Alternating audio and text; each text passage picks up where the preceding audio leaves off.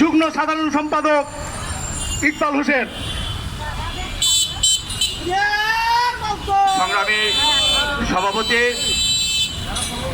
সংগ্রামী নেতৃবর্গ, আমাদের মাঝে আছেন তাঁতশিল্প শ্রমিকদের অধিকার আদায়ের অন্যতম নেতা, বাংলাদেশ গার্মেন্টস ও সোয়েটার শ্রমিক ট্রেড ইউনিয়ন কেন্দ্রের কেন্দ্রীয় সাধারণ সম্পাদক, সংগ্রামী শ্রমিক নেতা কাজী রুহুল আমিন এবং রানা প্লাজা ও তাঁতশিল্প শ্রমিকদের প্রিয় বন্ধু শ্রমিক নেতা সাইফুল্লাহ আল মামুন সহ সংগ্রামী নেতৃবর্গ, আপনারা জানেন পৃথিবীর অন্যতম শ্রমিক হত্যার একটা জ্বলন্ত নিদর্শন রানা প্লাজা ও তাঁতশিল্প শ্রমিকদের হত্যা। আজকে বছর চলে যায়, যুগ চলে যায়, কিন্তু ওই হত্যার যথাযথ বিচার হয় না। মালিকরা আজকে তাদের যে বিচারের মুখোমুখি কোনো সরকারই করছে না।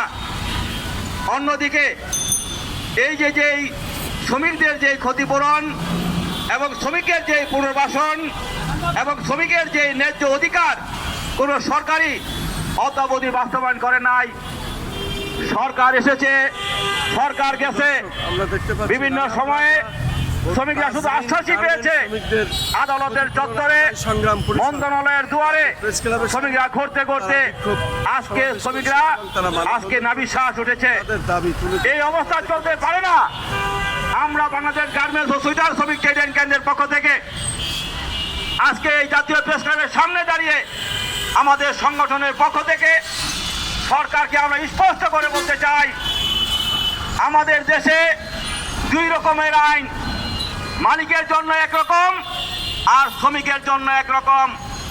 মালিকদের রক্ষা করার জন্য সরকারের কর্তা ব্যক্তিরা উঠে পড়ে লাগে, আর আমার শ্রমিকেরা যখন দিনের পর দিন আজকে খাদ্যের অভাবে মানবতার জীবনযাপন করে, বেতন পায় না, জীবন বাঁচে না, তখন কিন্তু সরকার শুধু ওই গদবাঁধা কথা বলেই তারা ক্ষান্ত থাকে।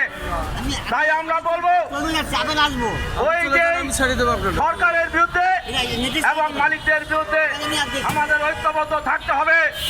অধিকার আদায়ের আগ পর্যন্ত রাজপথে থেকেই আমরা আমাদেরকে লড়াই সংগ্রাম করে আমাদের অধিকারকে আমরা আদায় করে নেব। সেই অঙ্গীকার এখান থেকে করছি এবং এই আন্দোলনে আমাদের সংগঠনের পক্ষ থেকে আমরা সেখানে সংগতি জানিয়ে অধিকার আদায়ের আগ পর্যন্ত আমরা রাজপথে থাকবো। এই কথা বলেই আমি আমার বক্তব্য শেষ করছি। দুনিয়ার মজদুর এক হও, শ্রমজীবী মানুষের সংগ্রাম চলছে, চলবে। সবাইকে ধন্যবাদ।